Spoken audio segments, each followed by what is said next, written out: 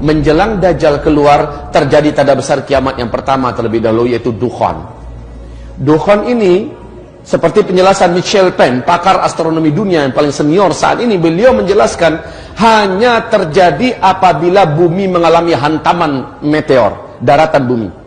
Sementara NASA Amerika saat ini mengumumkan kepada dunia bahwa kita sedang ada di tengah arus sungai meteor. Walaupun kita sudah di penghujung tahunnya, tetapi meteor mempunyai karakter seperti bola biliar. Dia kalau beradu, maka dia yang lain akan memental ke jalur yang lain. Peluang-peluang ini akan menjadikan bumi sangat rentan diserang oleh meteor. Dan Rasulullah menyebutkan ciri-ciri meteor akan menghantam bumi apabila umatku terlibat dan terjebak dalam 3 kesalahan di akhir zaman. Dan ketiga kesalahan ini sudah dibuat oleh umat Nabi, ketiga-tiganya. Pertama, kata Nabi, apabila di tengah-tengah umatku sudah banyak bermunculan penyanyi-penyanyi wanita di mana-mana. Yang kedua, apabila musik dan alat-alat musik sudah disenangi oleh umatku dan digandrungi, menyebar di mana-mana.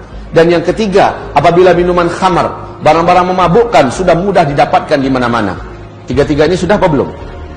Maka pertanda ini sudah Rasul gambarkan kepada kita. Kaum muslimin yang kami muliakan, Rasulullah SAW menyebutkan apabila terjadi hantaman meteor, seperti pernyataan Abdullah bin Abbas, maka berikutnya yang terjadi adalah dukhan. Dalam sanad yang jayyid, Ibnu Jarir meriwayatkan sebuah hadis di mana Ibnu Mulaikah berkata, guruku Abdullah bin Abbas berkata, malam tadi kami nggak bisa tidur karena kami menyaksikan meteor melintas di atas bumi kita. Saya khawatir jangan-jangan besoklah terjadinya dukhan. Apa yang dikatakan Abdullah bin Abbas ini persis sama dengan yang diuraikan oleh pakar astronomi dunia tadi, Michel Penn. Meteor ini ketika dia menghantam atmosfer bumi kita, kalau garis diameternya 2 km saja, kekuatan ledakan meteor ini sama dengan 1 juta kali lipat bom nuklir yang pernah meledak di Nagasaki dan Hiroshima. Dampak yang terjadi berikutnya adalah meteor ini akan terbakar, bagian kulitnya akan mengeluarkan asap yang sangat tebal dan itu panas beracun.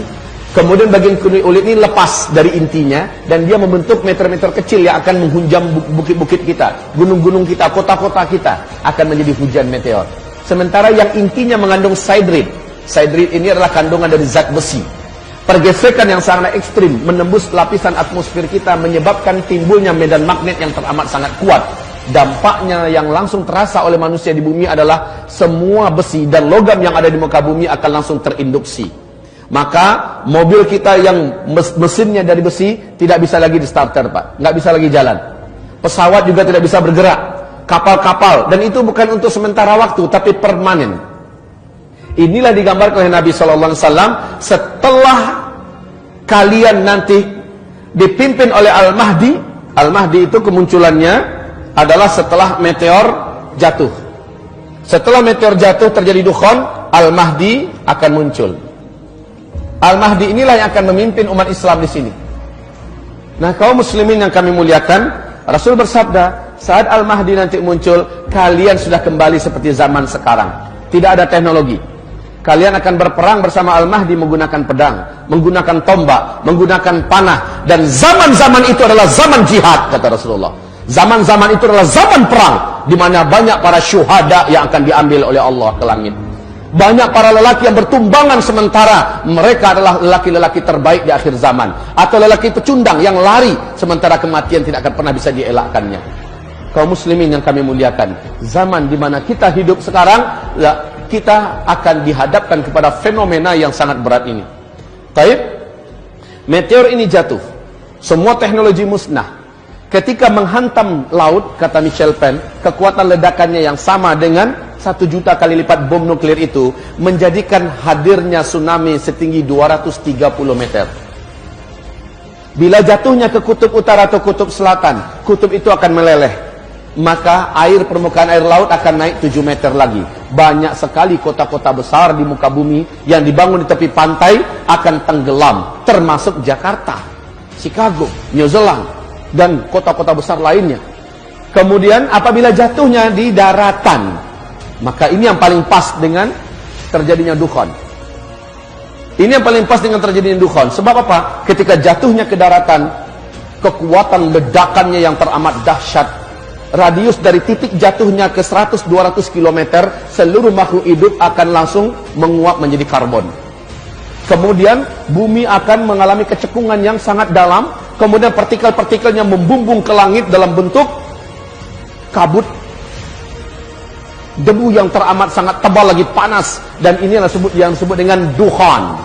Tebal, panas, gelombang kejut dari ledakan tadi menghasilkan kekuatan laju secepat 800 km per jam. Bayangkan kecepatannya. Maka partikel-partikel yang tebal tadi membumbung ke udara, menutupi langit, dengan segera membungkus bumi.